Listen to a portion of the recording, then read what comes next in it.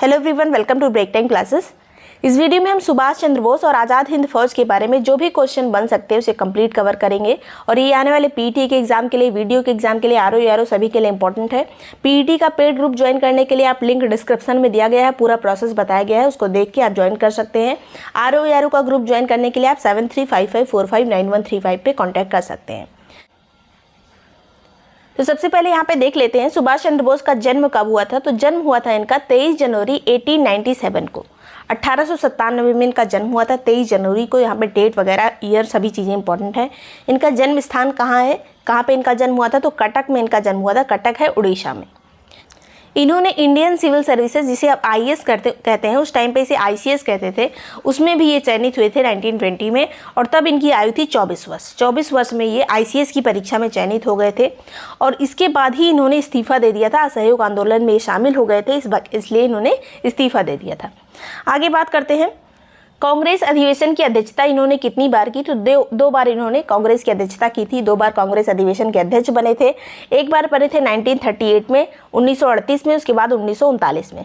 1938 में बने थे ये हरिपुरा अधिवेशन की अध्यक्षता इन्होंने की थी। हरिपुरा है गुजरात में। 1939 में इन्होंने त्रिपुरी अधिवेशन की अध्यक्षता की थी। त्रिपुरी है जबलपुर में, जबलपुर है मध्य प्रदेश में। तो एक बार गुजरात में इन्होंने अध्यक्षता की, दूसरी बार मध्य प्रदेश में इन्होंने अध्यक्षता की। हरिपुरा और त्रिपुरी 1938 और 1939 में।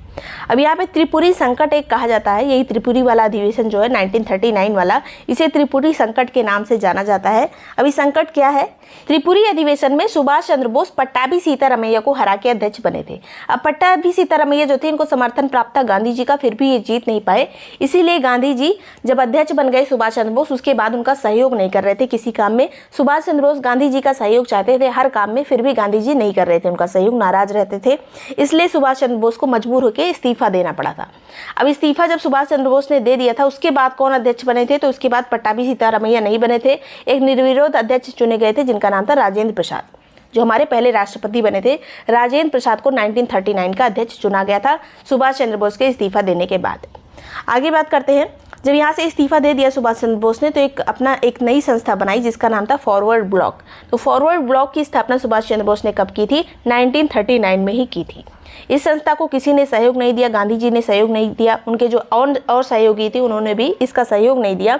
बाद में सरकार ने इस संस्था को गैर कानूनी भी घोषित कर दिया था।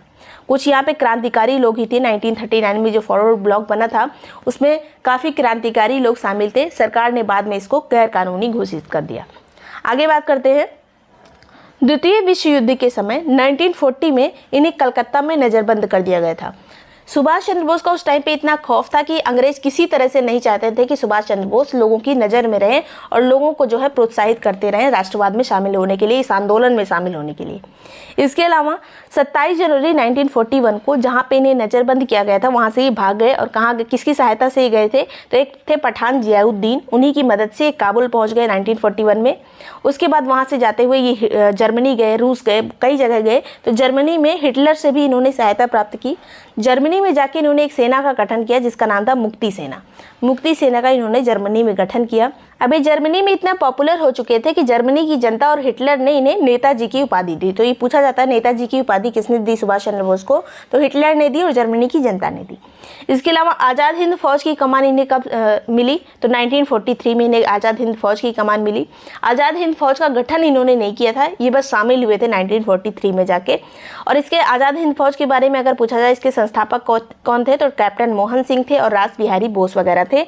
मेन अगर पूछा जाए मेन व्यक्ति कौन थे आज़ाद हिंद फौज, किसके दिमाग की उपज थी? तो कैप्टन मोहन सिंह के। ये किस स्थान पर बनी थी? तो इसका जो बनाने का स्थान था वो था मलेशिया, तब मलाया कहते थे इसे। इसके अलावा आज़ाद हिंद सरकार अगर पूछा जाए, फौज नहीं, अगर सरकार पूछा जाए इसकी स्थापना किसने की थी? तो इसकी स्थापना सुभाष चंद्र बोस ने की थी और 21 अक्टूबर 1943 में की थी। 21 अक्टूबर 1943 में सिंगापुर में सुभाष चंद्र बोस ने आज़ाद हिंद सरकार की स्थापना की थी।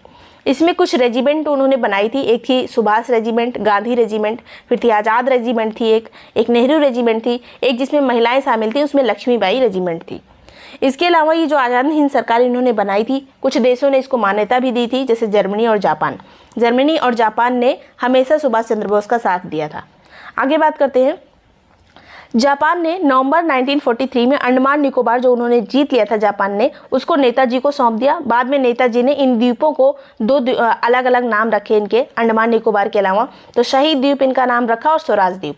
शहीद द्वीप और स्वराज द्वीप किसने नाम रखे थे? तो नेताजी सुभाष चंद्र बोस ने 1943 में जापान से जब अंडमान निकोबार प्राप्त हो गए तब इसके नाम रखे थे। आगे बात करते हैं नेताजी की मृत्यु कब हुई सुभाष चंद्र बोस की। तो 14 अगस्त 1945 मानी जाती है इनकी मृत्यु हुई। टोक्यो से जाते समय फार्मोसा द्वीप के पास, ताइपे के पास विमान दुर्घटना से इनकी मृत्यु हुई। कुछ लोग मानते हैं कि इनकी मृत्यु नहीं हुई थी, कुछ और कारण है, अभी इसका एक एग्जैक्ट पता नहीं चल पाया कि इनकी मृत्यु सच में हुई थी या नहीं, लेकिन जो प्लेन क्रैश से इनकी मृत्यु हुई थी ऐसा कहा जाता है। आगे बात करते हैं आज़ाद हिंद फौज मुकदमा, जिसे लाल किला मुकदमा भी कहते हैं, ये 1945 में चला था। जो लोग आज़ाद हिंद फौज में शामिल थे उनके ऊपर, जो भारतीय थे उनके ऊपर मुकदमा चलाया गया है। इसमें 3 अभियुक्तों को फांसी की सज़ा सुनाई गई थी। अब पूछा जा सकता है कि लाल किला मुकदमा किसके लिए था? तो लाल किला मुकदमा आज़ाद हिंद फौज के जो व्यक्ति थे, जो अभियुक्त थे, उनके लिए था। इसमें कौन कौन शामिल थे जिन्हें फांसी की सज़ा सुनाई गई थी? तो मेजर शाहनवाज थे, कर्नल प्रेम सहगल थे, गुरुदयाल सिंह ढिल्लन थे।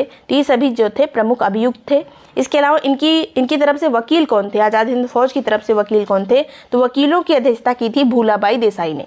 बहुत सारे नए नए वकील इसमें शामिल हुए थे। इसके अलावा जवाहरलाल नेहरू ने बहुत दिनों के बाद अपना जो काला कोट है वो पहना था इन्हीं लोगों को बचाने के लिए। तो जवाहरलाल नेहरू इसमें शामिल थे, तेज बहादुर सप्रू शामिल थे इन लोगों की तरफ से, लेकिन जो अध्यक्षता की थी वो की थी भूलाबाई देसाई ने।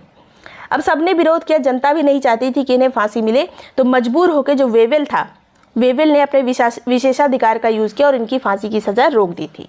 तो इस तरह से सबने विरोध किया, इसलिए इनकी फांसी रुक गई थी। कांग्रेस ने भी विरोध किया था, पूरी कांग्रेस ने, मुस्लिम लीग ने भी विरोध किया था कि इनको फांसी ना मिले, अकाली दल ने भी विरोध किया था। सुभाष चंद्र बोस का नारा था जय हिंद और दिल्ली चलो। तो ये नारे भी पूछ लिए जाते हैं या मैचिंग वगैरह में आ जाते हैं। तो ये सभी चीज़ें इंपॉर्टेंट थी। वीडियो पसंद आया तो लाइक और सब्सक्राइब कर लीजिएगा। पीईटी का पेड ग्रुप ज्वाइन करने के लिए लिंक डिस्क्रिप्शन में दिया गया है, पूरा प्रोसेस बताया गया है, उसको देख के आप ज्वाइन कर सकते हैं। इसके अलावा अगर आरओ का ग्रुप ज्वाइन करना है तो 7355459135 पे कॉन्टैक्ट कर सकते हैं। Thank you so much watching Break Time classes.